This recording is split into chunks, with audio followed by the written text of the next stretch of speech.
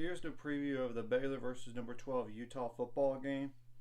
First of all, offensively, Utah is a lot different than Texas State in a lot of ways. First of all, they're not a pass heavy team nor a team that spreads you out wide like Texas State did. That's obvious. They like a run like a multiple offense, and I do not know if Cam Rising is going to play or not, because I know he's practicing now, but they might not want to rush him back for this week necessarily. The average offensive line weight is like 307.8 pounds, which is like 19 guys. And of course, Cam Rising was the best quarterback on the team last year, 249 completions out of like 385 attempts for 3,034 yards with 26 touchdowns and 9 interceptions. He did have 77 rushing attempts for 465 yards with 6 touchdowns, so he is a dual threat. But even if he plays, his mobility might not be there still, because torn ACLs does affect mobility and the chance of re-injuring it. Of course, when you tear an ACL, it could happen again and again and again. But in one reception for 65 yards or 46 yards, one of those two. Now, if he doesn't play, it's either going to be Bryson Barnes at quarterback, which he's more of a thrower, though he could run the ball a little bit. But definitely Nate Johnson's definitely more of a runner. If you look at the stats, what he did against Florida, he was the most effective guy running the football for them last week against Florida at home. And Bryson Barnes, he's like number 16, 6'1", 206 pounds at quarterback. That's a junior. 37 completions out of 57 for 430 yards with 4 touchdowns and 2 interceptions, and 20 rushing attempts for 116 yards. So he's not like a bad runner. It's just he's not known for it. While Nate Johnson, on the other hand, had like 5 rushing attempts for 51 yards with 2 touchdowns last year, and 1 completion on the lone attempt, which was a 16-yard touchdown pass, and 1 reception for 5 yards. So I have no idea on that. And of course, supposedly I've heard that Jaquindon Jackson, number 3, got a little banged up in the game last week, and he's number 3, 6'2", 228-pound running back. That's a sophomore, 78 rushing attempts for 531 yards and 9 touchdowns, with 9 touchdowns and 1 reception for 8 yards. This is based on last year's stats, by the way. Now Micah Bernard is number 2, 6 foot, 202-pound running back. That's a junior, 106 rushing attempts for 533 yards with 4 touchdowns, and 34 receptions for 314 yards with 1 touchdown. So obviously, those 2 guys are the best 2. That's a 1-2 punch at running back. And they do have some other weapons, and of course they have Jalen Glover. He's more of a third-string running back, but he's still a good running back when you look at the numbers. Number 1, 5'8", 205-pound running back. That's a sophomore. 78 rushing attempts for 360 yards with 4 touchdowns and 1 reception for 6 yards. So yeah, as you could tell, they are a physical football team.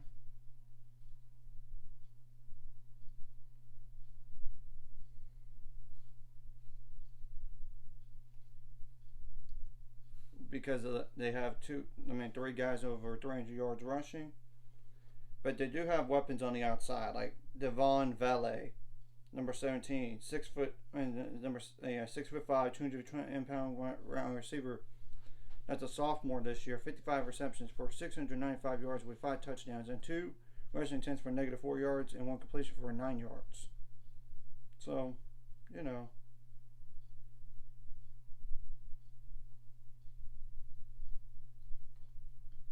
And Money Parks is another player to keep an eye on, number 10. 5'10", 175-pound wide receiver. That's a junior. 26 receptions for 414 yards with 2 touchdowns and 6 rushing attempts for 36 yards. And the next two guys are transfers, by the way, like Emory Simmons. He's from Indiana. He's number 18 this year, 6'1", 186-pound wide receiver. That's a senior. 37 receptions for 408 yards with 1 touchdown and 2 rushing attempts for 54 yards. And Micah Pittman is from Florida State. Number 5, 6 foot, 214-pound wide receiver. That's a senior. 32 receptions for 330 yards with 3 touchdowns and 7 rushing attempts for 35 yards. So, yeah. I will add Thomas Yasmin as well, number 87, 6'5", 251-pound tight end. That's a senior. 13 receptions for 301 yards with 6 touchdowns. I'm not sure about Brant Keith, Kuithe. I apologize if I butchered that name because he has a knee injury and he might not play, and he did not play last week. Number 80, 6'2", 229-pound tight end, 19 receptions for 206 yards with 3 touchdowns. But when you look at his overall stats, it's very impressive. I mean, for his career. That's just some guys to keep an eye on. Now, defensively, they run like a 4-3 or 4-2-5. And they're very physical up front. The average defensive line weighs 269.6 pounds, which is 19 guys, by the way. Like Cole Bishop is obviously a guy to keep an eye on. 6'2", 206-pound safety. That's a junior. 83 tackles for 83 tackles, 1.5 sacks, 1 interception, 3 pass breakups, 2 quarterback hurries, and 1 fumble recovery. Lavani Demanuni, number 3, 6'2", 241-pound linebacker. That's a senior. 76 tackles, 3.5 tackles for loss, 1 sack, 2 forced fumbles, 1 interception, 2 quarterback hurries, and 1 pass breakup at Stanford last year. So, Karrion Reed, number 21, 6 foot, 227-pound linebacker. That's a junior. 72 tackles, 9.5 tackles for loss, 5 sacks, 1 interception, 3 pass breakups, 2 quarterback hurries, 1 fumble recovery, 1 forced fumble. Lander Barton, number 20, 6'4", 242-pound linebacker. That's a sophomore. 46 tackles, 8 tackles for loss, 4.5 sacks, 1 pass breakup, 3 quarterback hurries, 1 fumble recovery, and 1 forced fumble. Travis Broughton, number 4, 5'11", 290-pound cornerback. That's a senior. 46 tackles, 2 tackles for loss, 1 sack, 2 pass breakups.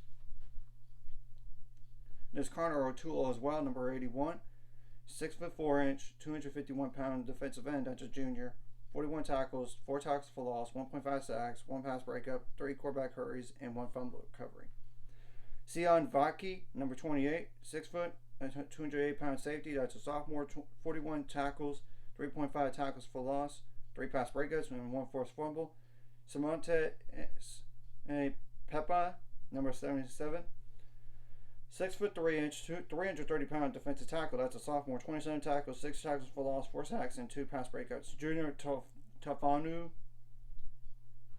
Tufana, number 58, 6'3", 310-pound defensive tackle. That's a junior. 27 tackles, 3.5 tackles for loss, 1 sack, 1 interception, 1 pass breakup, 2 quarterback hurries.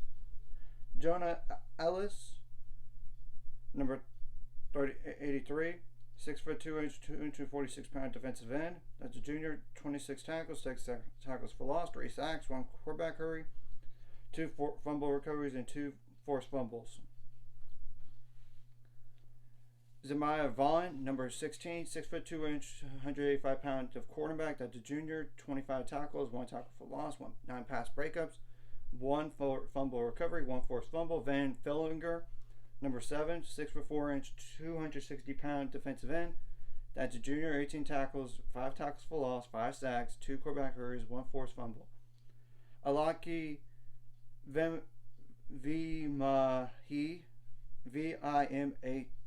I apologize if I butcher any of these names here. Number 95, 6'4", 310-pound defensive tackle. That's a junior. 14 tackles, 2 of those 2 tackles for loss, and 1 sack. And pretty much that's nearly all the guys on the list. Of course, the most 2 commonly used kickers from last year are gone, but I know they got other guys on wings. And they do have their punter back from last year, and Jack Buwmeister, Bouwmester, number 34. 6'2", 202-pound punter as a sophomore, 39 punts for 1,528 yards, and the average was like 39.2 yards, and the long was 52 yards. One punt only went over 50 yards, and 17 of those punts landed inside the 20-yard line. So, and we know that Cam Rising's questionable, and I know he's been practicing and everything, but that doesn't mean he's going to even play. Yeah, 1 reception for 9 yards last year, actually. So, I'll fix that as soon as I'm done with this. And I know Utah was without 8 stars at some point during the game last week, like the starting center, both edge rushers, of course, their tight end, Brandt, Keithley, of course, Cam Rising, and 2 linebackers, and like Simonte Pepa, Connor O'Toole, Van Filliger, Junior Tafanu, Cole Bishop, Cam Rising, Brandt, Keithley, and Karen Reed. I know there might be other guys that got banged up as well during the game, but I'm just saying. Obviously, you have to be better than last week. There's no questions. No questions asked. Of course, you got to take the Utah strengths away. I mean, in terms of like what they do in terms of yardage. And I know they only had 270 yards of offense last week, but they only had 2 plays over 20 yards last week, though. Yeah, and Utah kind of got fit. They had a big lead, but they kind of let Florida get within 13. It could have been a little bit interesting if if Florida would have scored again, like a touchdown, like down the line. They did give up a lot of yards last week, though, in the air. So that is a area that Baylor could exploit. But you got to have time in the pocket. And with Sawyer Robertson at quarterback, he's a more mobile guy than Blake Shapen is. So he could technically escape and try to potentially throw the ball downfield. You know, and they're probably going to play more zone coverage, too. You have to change that. Of course, you got to be way different than last week. Like I said, you got to change that up and be more physical up front. Not just on the offensive line, but on the defensive line. Of course, on offense, if you do that, there will be opportunities in the passing game. Of course, I know they're probably going to try to shut down the run, like kind of what Texas State did last week. So you got to execute your blocking a whole lot better. And I think, and from what I heard, most of those penalties were just nerves from the first game. They're going to try to clean that up. Well, good. You need to, especially when you're at the 1 yard line or inside the 5 and you don't want to get a false start and you have to settle for a field goal. That's kind of what happened. Obviously, on defense, I would say you have to use better angles than last week and not allow big plays, which I know they're not going to throw. They're not necessarily going to be like Texas State and throw the ball all day.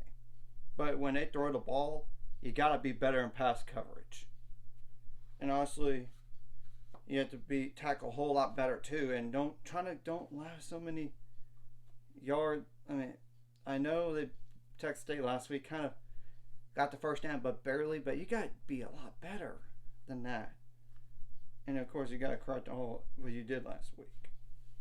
And Utah is more of a run-first team, which will help Baylor a little bit. It will help them because the secondary is the weakness. I'm telling you that right now. It is. Unless they improve. I mean, that's the whole thing. And you have to win first and second down. Because if you do that defensively, make Utah go be in a 3rd and long situation. And when you get to the quarterback, take him down. I mean, obviously, you got to be aware of the running ability of the quarterbacks too. I mean, you don't want them to scramble. I mean, get some yards on their legs too. I mean, you got to be aware of it, and you got to make adjustments on the fly. And I would say the same thing goes for the offense. On you got to win first and second down, so you don't get into third and longs necessarily, and you don't self-inflict yourself with penalties either. And of course, special teams wise, you need to be solid across the board, make every field goal, have good, long punts, and of course, if don't let them go to the end zone. No, of course, when you get the opportunity to pin them down inside their own 10-yard line. But that's the truth. Of course, you have to be good at blocking at that, because we don't want any special teams flukes, like a block punt or a block kick or a kick out of bounds, you name it. And you have to, if you're going to force turnovers on defense, you need to score touchdowns and not field goals. Unlike a week ago, you only had 6 points out of turnovers out of 2 turnovers last week. That can't happen. I mean, if the first drive of the game last week against Texas State was a touchdown, and then one of those field goals that you could have scored a touchdown that drop, off of the turnover, you score a touchdown instead of field goal, the game's tied and going to overtime. I'm telling the truth. It's not that far-fetched to think that. I mean, and of course you don't want to allow any points on turnovers either. I mean, you gotta, and somebody needs to make a play on defense, not just on the run defense. I'm talking about pass defense, and create some pressure, like force a fumble or catch an interception. Of course, offensively, you got to make a play as well, because Utah is going to try to, you might need to run more screen stuff, quick screens, just to attack that Utah defense a little bit. If you could become a threat there, that would really be better. And Utah is just a tough physical team. Not just a defensive line, but their defensive backs as well. So, and I would also say take some shots downfield too. I mean, if you get time in a pocket, take some shots. Florida exploited the Utah secondary last week. Let's be clear. And Graham Mertz is not a great quarterback. He's not. And he exploited him. I mean,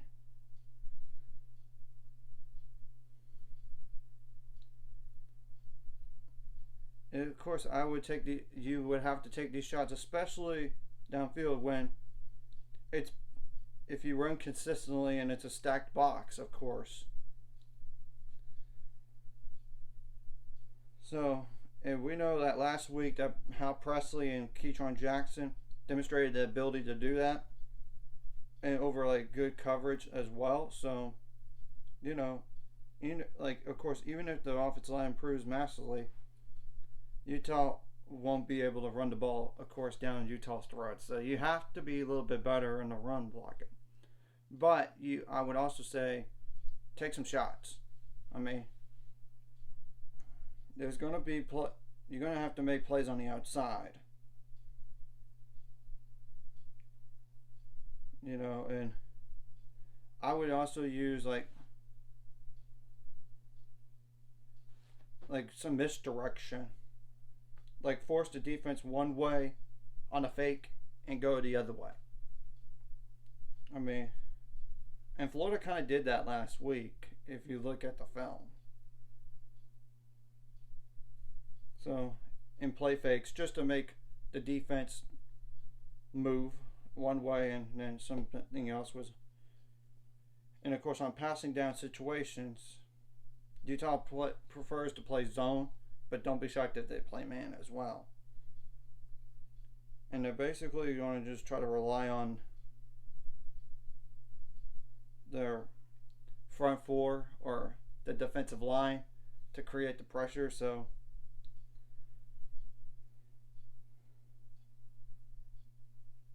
you gotta have some great pass protection, of course.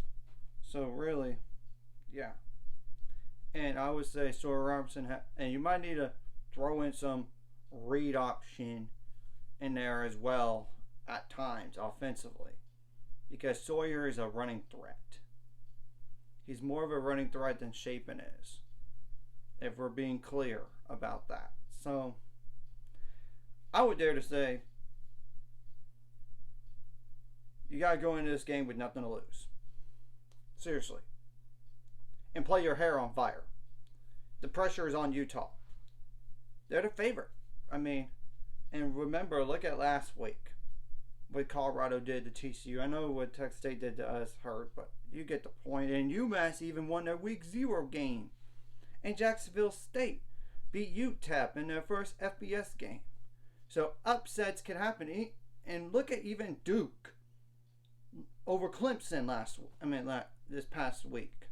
So upsets can occur. So I just want this to be more competitive. I want better than last week for sure. And don't get blown out. And this is a big game for Dave Aranda here, because he is on the hot seat, I think. If he gets blown out, that's not going to bode well. But if he makes it competitive and better, then it'd be a lot better. Of course, you need to find a way just to take it to Utah, and you got to use what happened last week and just motivate yourself and be a whole lot better than you were, because that was not Baylor football right there, and that's not the standard. Seriously. So, and like I said, play your hair on fire. You might need to throw some trick. I would dare to say you might need to throw some trick plays in there sometimes, just to kind of make the defense off balance too. Of course, like screens to the outside, and of course on screen plays you got to execute your blocking. You got to. And like the run blocking, even like not just the offensive line and tight ends, but the wide receivers need to block better. The fullbacks, if you have anybody, needs to block better. So you get the point. And Cam Rising last year only had like 1 reception for 9 yards last year. So yeah, I'll correct that. So yeah. Anyways, if you like this content, like and subscribe and see you guys later. 5 subscribers, we're on the road to it. Let's go.